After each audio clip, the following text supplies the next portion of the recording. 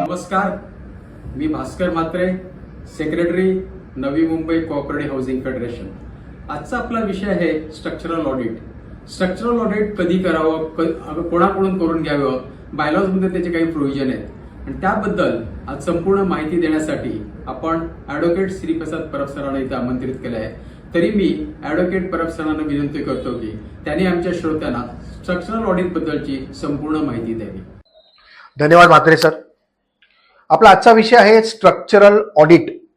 Structural audit हा विषय जो आहे तो आपल्या हाऊसिंग सोसायटी असो, अपार्टमेंट असो, ह्यांची जी प्रॉपर्टी आहे, प्रॉपर्टी म्हणजे यांची जी बिल्डिंग आहे त्या स्ट्रक्चरशी निगडित आहे आणि म्हणूनच त्याला स्ट्रक्चरल ऑडिट असं म्हणतात. जसं आपल्या ह्युमन बॉडीमध्ये आपण काही आजारपण आल्यावरती आपण डॉक्टरकडे जाऊन चेकअप करतो किंवा वयोमानानुसार आपण जे चेकअप करतो, त्याचप्रमाणे आपल्या बिल्डिंगच्या एक एज फॅक्टर अटेम्प्ट केल्यावरती आपल्याला त्या बिल्डिंगचं देखील एक हेल्थ चेकअप करणं अनिवार्य असतं आणि त्याच बिल्डिंगच्या हेल्थ चेकअपला आपण स्ट्रक्चरल ऑडिट असं संबोधतो. स्ट्रक्चरल ऑडिट हा स्ट्रक्चरल शब्द काय आहे, तर स्ट्रक्चरल शब्द पहिला आपण जाणून घेऊया की आपल्या बिल्डिंगमध्ये आपण जर आपली पूर्ण एंटायर बिल्डिंग बघितली तर त्या बिल्डिंगमध्ये दोन प्रकारचे मेंबर्स असतात. सिव्हिल इंजिनिअरिंग टर्मिनॉलॉजीमध्ये एक असतात स्ट्रक्चरल मेंबर्स आणि दुसरे असतात नॉन स्ट्रक्चरल मेंबर्स. मग स्ट्रक्चरल मेंबर्स म्हणजे कुठले, तर स्ट्रक्चरल मेंबर्स जर आपण खालपासून वर बघितलं तर खाली जे फाउंडेशन केलेलं असतं, आरसीसी फाउंडेशन असतं, पाईल कॅप असते, पाईल्स असतात, हे सगळे स्ट्रक्चरल मेंबर मध्ये येतात. हे सबस्ट्रक्चर असतो. आणि सुपर स्ट्रक्चर म्हणजे जमिनीच्या वरचं जे आहे त्या सुपर स्ट्रक्चर मध्ये जर आपण बघितलं तर आपल्याकडे कॉलम्स असतात, बीम्स असतात, स्लॅब असतात, हे स्ट्रक्चरल मेंबर मध्ये येतात. नॉन स्ट्रक्चरल मेंबर कुठले, तर मग त्याच्यामध्ये तुमच्या विटांचं बांधकाम म्हणजे तुमची जी भिंत आहे ती नॉन स्ट्रक्चरल मेंबर मध्ये येते. प्लास्टरिंग नॉन स्ट्रक्चरल मेंबर मध्ये येतात. तुमच्या विंडोवरती असलेले छज्जा हे देखील एक नॉन स्ट्रक्चरल मेंबर मध्ये असतात.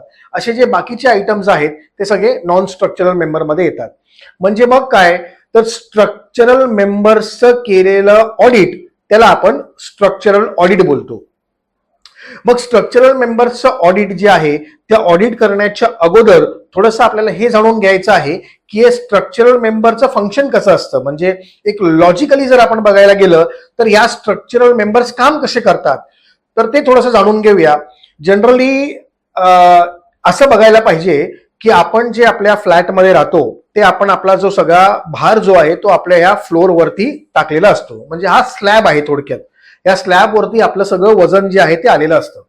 मग एका स्क्वेअर मीटरमध्ये साधारण किती वजन येऊ शकतं, तर समजा 500 किलोचं वजन येऊ शकतं. 4 माणसं एकत्र उभी राहू शकतात, फर्निचर असू शकतं, तर 500 किलोचं धरून एक्झाम्पल आपण धरून चलो की वजन येऊ शकतं. म्हणजे तो जो स्लॅब आहे तो 500 किलो लोड घेण्यासाठी सक्षम पाहिजे असा एक थोडासा अर्थ काढता येईल. आणि मग त्याला 1.5 टाइम्सनी मल्टिप्लाय करतात, म्हणजे फॅक्टर लावतात. सिव्हिल इंजिनिअरिंग टर्म मध्ये त्याला आपण फॅक्टर बोलतो. आणि मग तो मल्टिप्लिकेशन फॅक्टर करून म्हणजे 500 मल्टिप्लाय बाय दीडपट जर केलं तर 750 किलोसाठी तो स्लॅब आपल्याला डिझाईन करावा लागेल. म्हणजे स्ट्रक्चरल इंजिनियर ज्या वेळेला डिझाईन करतो तर तो हे अज्युम करतो की ह्याच्यावरती एवढा लोड येणार आहे आणि त्याच्यानंतर दीडपट फॅक्टर करून तो ते लोड कॅपॅसिटी प्रमाणे स्लॅब डिझाईन करतात. म्हणजे आपलं सगळं जे लोड आहे ते फ्लोअरवरती येतं. तेच लोड त्या स्लॅबच्या माध्यमातून साईडला बीम्स वरती ट्रान्सफर होतं. तेच लोड ह्या बीम्सच्या माध्यमातून कॉलम्स वरती ट्रान्सफर होतं आणि ते लोड सगळं खालपर्यंत जाऊन फाउंडेशनला ट्रान्सफर करून अल्टिमेटली ते फाउंडेशन आपल्या मदर अर्थ वरती ते सगळा लोड ट्रान्सफर करतात. तर अशा तऱ्हेने एक जो सिव्हिल इंजिनिअरिंगचा कन्सेप्ट आहे तो या ठिकाणी काम करत असतो. आणि मग या स्ट्रक्चरल मेंबर्सना देखरेख करणं किंवा यांचं काळजी घेणं हे आपलं कार्य आहे, म्हणजे सोसायटीचं कार्य आहे. आणि हे प्रोव्हिजन्स आपल्या बायलॉज मध्ये देखील आलेले आहेत. त्याचाही आपण अभ्यास करणार आहोत.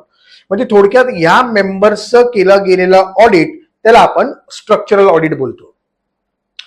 ह्याची प्रोव्हिजन्स थोडीशी जाणून घेऊया. आपल्याकडे बायलॉज मध्ये सुरुवात जर आपण बायलॉज प्रमाणे केली तर आपल्याकडे पहिलेच प्रोव्हिजन जी आपल्याला स्ट्रक्चरच्या हिताची जी आहे ती हिट करते ती म्हणजे बायलॉ नंबर 45 ऑनवर्ड्स जी प्रोव्हिजन आहे 45 to 48 चा जर तुम्ही अभ्यास केलात तर त्यामध्ये तुमचा फ्लॅट प्रॉपरली मेंटेन ठेवावा, गुड मेंटेनन्स मध्ये ठेवावा, सोसायटीचं स्ट्रक्चर एडिशन ऑल्टरेशन कुठे करू नयेत, ह्या सगळ्या प्रोव्हिजन्स आपल्याला तिकडे पाहायला मिळतात. त्यानंतर 65, 66, 67, 68 मध्ये आपल्याला सोसायटी कुठल्या कुठल्या प्रकारचं मेंटेनन्स करू शकतं, रिपेअर मेंटेनन्स काय काय गोष्टीमध्ये येतं ते सगळं तिथे दिलेलं आहे, विश्लेषण केलेलं आहे. 68 मध्ये जर आपण बघितलं तर सोसायटीच्या अखत्यारीमध्ये कुठली कामं येतात, जी 159 मध्ये देखील कव्हर केलेली आहेत, 159A मध्ये. आणि जी कामं सोसायटीच्या अखत्यारीमध्ये येत नाहीत ती मेंबरच्या अखत्यारीमध्ये येतात, असा क्लिअर कट उल्लेख या बायलॉच्या प्रोव्हिजन मध्ये आपल्याला पाहायला मिळतो. आणि मग ह्याच बायलॉ मध्ये बायलॉ नंबर 76 आहे आणि बायलॉ नंबर 76 सांगतं की हाऊसिंग सोसायटीमध्ये जर बिल्डिंगचं वय 15 वर्षाच्या वरती असेल, 15 ते 30 वर्षापर्यंत जर बिल्डिंगचं वय असेल तर दर 5 वर्षांनी आपल्याला स्ट्रक्चरल ऑडिट करणं हे मॅन्डेटरी सांगितलेलं आहे बायलॉ नंबर 76 मध्ये. आणि जर बिल्डिंगचं एज हे 30 वर्षापेक्षा वर गेलं, 30 इयर्स ओल्ड जर बिल्डिंग असेल तर अबाव 30 इयर्स बिल्डिंगनी दर 3 वर्षांनी आपल्याला स्ट्रक्चरल ऑडिट करणं हे मॅन्डेटरी आहे. म्हणजे दर पहिले 5 वर्ष झाल्यावरती, दर 30 इयर्स क्रॉस झाल्यावरती मग 3 वर्षांनी आपल्याला आपल्या बिल्डिंगचं हेल्थ चेकअप स्ट्रक्चरल ऑडिट करणं गरजेचं आहे. स्ट्रक्चरल ऑडिट कोण करतं? तर स्ट्रक्चरल ऑडिट नेहमी लक्षात ठेवायचं, कुठलाही आर्किटेक्ट, इंजिनियर हा करत नाही, तर स्ट्रक्चरल इंजिनियरनीच स्ट्रक्चरल ऑडिट करणं गरजेचं आहे. मग स्ट्रक्चरल इंजिनियर कोण? तर जे कॉर्पोरेशनच्या, आपण जिथे राहतो त्या महानगरपालिका असेल किंवा कॉर्पोरेशन असेल, त्या कॉर्पोरेशनच्या एम्पॅनलमेंट मध्ये जे असतात ते स्ट्रक्चरल इंजिनियर त्या ज्युरिस्डिक्शनच्या कॉर्पोरेशनमध्ये त्या इमारतींचं ऑडिट करू शकतात. उदाहरणार्थ जर आपल्याकडे बीएमसी आहे, म्हणजे मुंबई रिजन जर आपण बघितलं तर बीएमसी मध्ये जे एम्पॅनल्ड स्ट्रक्चरल इंजिनियर्स आहेत ते मुंबई रिजन पुरतं स्ट्रक्चरल ऑडिट करू शकतात. तसंच ठाण्याच्या कॉर्पोरेशनमध्ये ठाण्याचे एम्पॅनल्ड स्ट्रक्चरल इंजिनियर्स आहेत, नवी मुंबईमध्ये नवी मुंबईचे इंजिनियर्स आहेत आणि सो अँड सो. तर याप्रमाणे स्ट्रक्चरल इंजिनियर्सना हे कार्य दिलेलं आहे की तुम्ही स्ट्रक्चरल ऑडिट करू शकता. आणि मग तो जो रिपोर्ट जे सबमिट करतात त्याला आपण बोलतो स्ट्रक्चरल स्टेबिलिटी सर्टिफिकेट. मग स्ट्रक्चरल स्टेबिलिटी सर्टिफिकेट म्हणजे काय? तर ही बिल्डिंग आणि ही इमारत जी आहे ही राहण्यासाठी योग्य आहे असं जे सर्टिफिकेट ज्याला आपण बोलतो त्यालाच स्ट्रक्चरल स्टेबिलिटी सर्टिफिकेट असं संबोधतात. स्ट्रक्चरल ऑडिट ही प्रक्रिया आहे, ऑडिट करणं हे एक कार्य आहे आणि त्या ऑडिट मधनं निर्माण झालेलं जे सर्टिफिकेट आहे त्यालाच आपण स्ट्रक्चरल स्टेबिलिटी सर्टिफिकेट असं संबोधायचं आहे. आणि मग सोसायटीने काय करावं? तर जर आपली बिल्डिंग 15 वर्षापेक्षा वर गेलेली असेल तर मग आपल्या ज्युरिस्डिक्शन मध्ये, आपल्या ज्या कॉर्पोरेशन लिमिट्स मध्ये जे स्ट्रक्चरल इंजिनियरचं पॅनल आहे त्या पॅनलपैकी तुम्ही कुठल्याही स्ट्रक्चरल इंजिनियरची कोटेशन्स मागवू शकता. आपण 3-4 कोटेशन्स मागवू शकतो. त्यामध्ये जे आपल्याला योग्य वाटेल त्या स्ट्रक्चरल इंजिनियरला तुम्ही अपॉइंट करू शकता. ते स्ट्रक्चरल इंजिनियर तुम्हाला एक वेळ डेझिग्नेट करतात की आम्ही ह्या सॅटर्डे संडेला म्हणा किंवा ह्या डेजमध्ये आम्ही सोसायटीला व्हिजिट करत आहोत.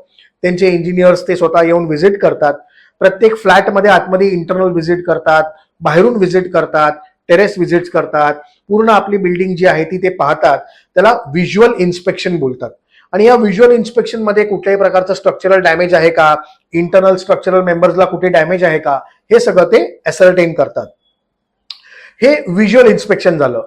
उद्या जर स्ट्रक्चरल इंजिनियरला वाटलं की हे visual inspection is not sufficient, पुढे आपल्याला अजूनही डिटेल काही टेस्ट करायचे आहेत, जसं उदाहरणार्थ आपल्या ह्युमन बॉडीमध्ये उद्या काही आजारपण झालं तर पहिले डॉक्टर आपल्याला मेडिसिन देतात.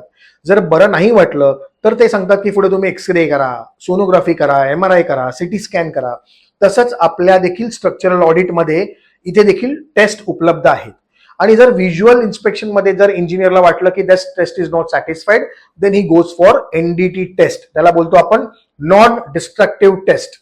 आणि नॉन डिस्ट्रक्टिव्ह टेस्टमध्ये मग नॉन डिस्ट्रक्टिव्ह टेस्टमध्ये रिबॉन्ड हॅमर टेस्ट आहे. एक हॅमर असते जी ते स्ट्रक्चरल मेंबर्सला लावून त्याची स्ट्रेंथ कॅल्क्युलेट करतात.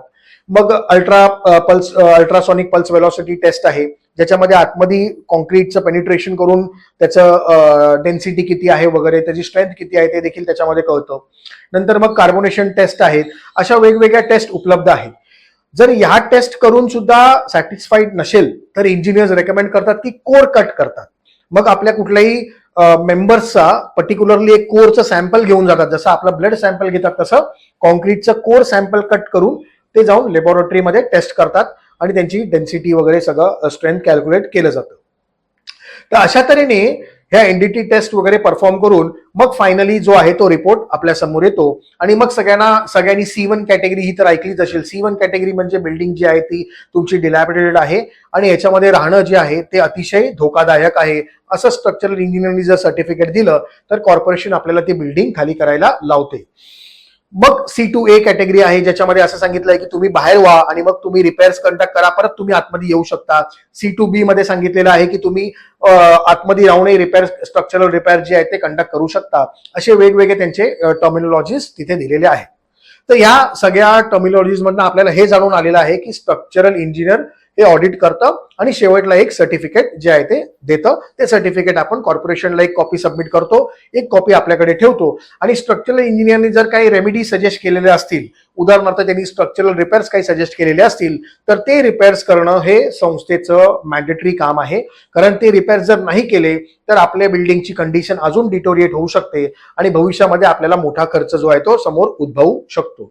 तर अशा तऱ्हेने एक छोटासा कन्सेप्ट आहे स्ट्रक्चरल ऑडिट आणि स्ट्रक्चरल स्टेबिलिटी सर्टिफिकेटचा आपण पाहिलं की बऱ्याच प्रमाणामध्ये बाहेर जर आपण बघितलं तर बऱ्याच न्यूज आपल्याला पाहायला मिळतात की स्ट्रक्चरल ऍडिशन ऑल्टरेशन्स काही लोकांनी केल्या किंवा काही लोकांनी बिल्डिंगची जी कंडिशन आहे त्याची देखरेख न केल्यामुळे बऱ्याच बिल्डिंगमध्ये मिसॅप झालेले आहेत. ह्युमन लाईफ ते देखील एंडेंजर झालेलं आहे आणि बऱ्याचशे ह्युमन लाईफ त्याच्यामध्ये गेलेल्या आपल्याला पाहायला किंवा न्यूजपेपरमध्ये आपल्याला ते ऐकायला मिळतात.